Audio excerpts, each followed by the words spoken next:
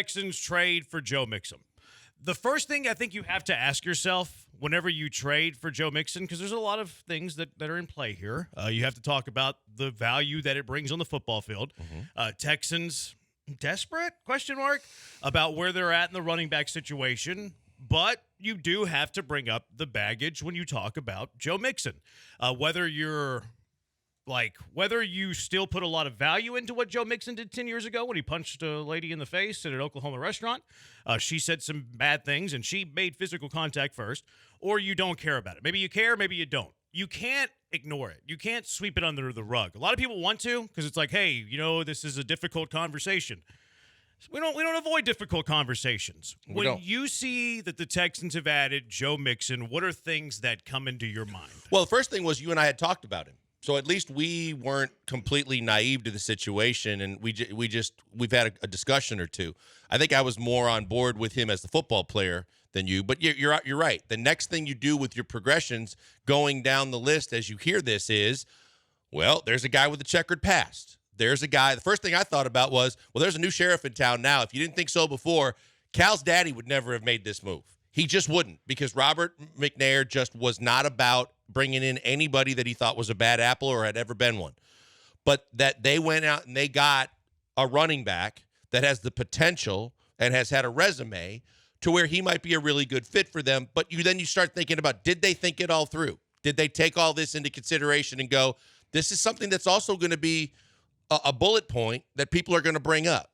I think that it is so far back in his past that if you are of the belief that everybody deserves a second chance, that there's a path to saying, okay, I'm okay with it because it happened a long time ago. But let's not forget, after that, he had issues with guns, with a kid in his yard, and other things, to where this wasn't just an isolated one-time off-the-field event. This dude is not going to be a Boy Scout he's not a Boy Scout overall in his past, so you don't know what he's going to be for you. Just had a funny image of Joe Mixon doing a bunch of knots and stuff with ropes. Eagle Scouts are tough. 2014 is when he punched the woman. Yeah, the woman apparently said the N-word. She slapped him before he clocked her and knocked her out, and then he immediately stormed out of the establishment. You mentioned the two incidents last year. Now, it's important to note that he was not charged on. Well, he was charged, but he wasn't found guilty on either one of these. You had the one where he was charged for aggravated menacing, this was the alleged waving the gun at the woman and saying you have your face blasted off. Now, Joe Mixon was found not guilty in that. So I don't even know if it's fair to really bring that up. I think it's fair to bring up the fact that he got tried for this. He was charged for this, but he was found not guilty. So I don't know if you can hold that against Joe Mixon. Now, there's smoke, there's fire, the old adage. He was charged for aggravated menacing, where he was alleged to brandish a gun at a woman's face. He was found not guilty in that. Those are the facts. Everything else is speculation. The one that you're referring to about where there was a teenager shot in his backyard, the story on that was there was kids in the neighborhood playing Nerf wars where they were shooting each other with Nerf guns. It was kind of dark. They couldn't see. Joe Mixon's side of the story was that he's been receiving death threats. It startled, it scared them. It jarred them. They were worried. That's their side of the story. Joe Mixon's sister's boyfriend, they started to fire shots at the kids. One of the teens got hit in the foot.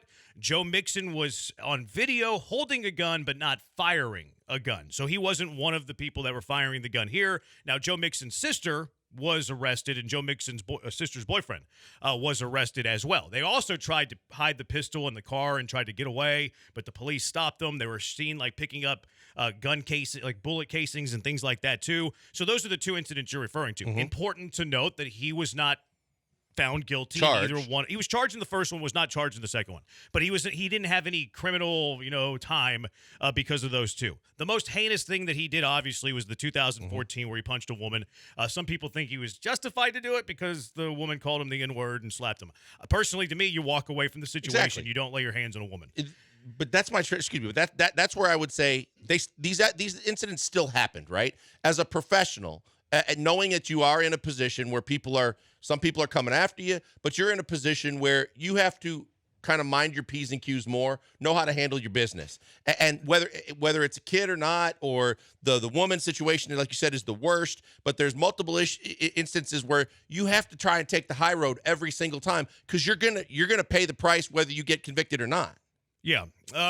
Yeah. I mean, you get involved in those situations. And that's your reputation. And when there's smoke, there's fire. Now, I do think it is important to talk about the fact, though. Like, he didn't have to serve time for either one, was not guilty in one. The other one, he was never even pressed charges for, the shooting at his house. The most egregious thing was the 2014 incident when he was still in school, before he was in the NFL, where he punched a girl. King of Twitch says there's video evidence. We all know there's video evidence. We've all seen the Joe Mixon puncher.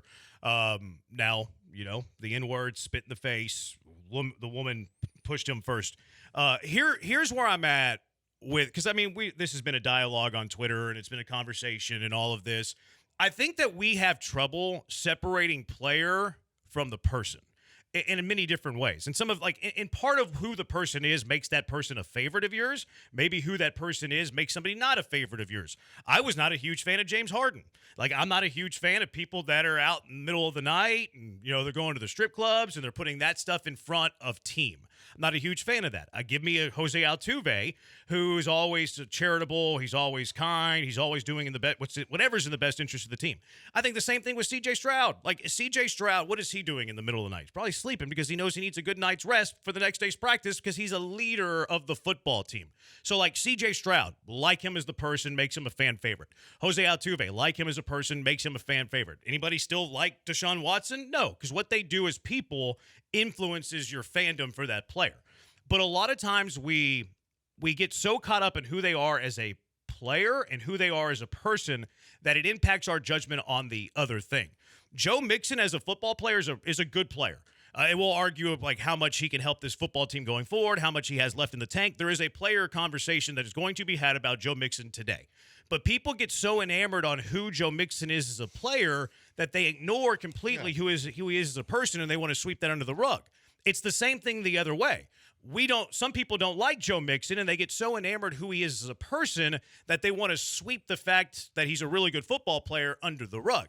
And, we're taught in this business, don't have, soft opinions, don't be on the fence, don't be on the middle. I think this is a spot where you can be on the middle. You can like this as a football move for the Houston Texans, certainly makes them better, adds a good running back in the room, and not like him as a person. Mm-hmm. I think it's okay to sit on the middle. Like the player, don't like the person, like what it means for the Houston Texans, and try to get through next season where maybe you're not Joe Mixon, like Brandon Taubman did in the clubhouse. Yeah, I'm so happy we got Roberto Osuna. Maybe we don't do that about Joe Mixon, but maybe we celebrate the team's success. Yeah, there are two lines that are going to intersect at some point. There is his off-the-field manner, demeanor, and behavior. There is his on-the-field performance. And as much as people would like to separate the two, they're going to intersect at a certain point. And like I said, once you create your reputation for yourself, no matter how much time has passed, it's still going to follow you around. And it's going to come up whenever you have a situation like this where he's changing. I'm sure the people in Cincinnati were easily able to forget that, or at least push it under the rug, because they had spent so many years with him and just saw him as an above-average football player for their football team. As he goes to a new situation, it's coming up again.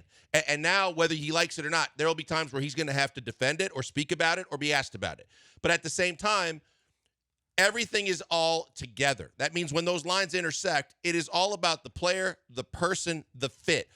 When you look at this situation, it's a one-year deal. There's 1 year left on it. You're not on the hook for longer than that. You're going to figure out if he's a fit. I think there was a little panic in the room to say we still don't have a running back. All these running backs are off the board. That's where the big push came from, and we need a guy.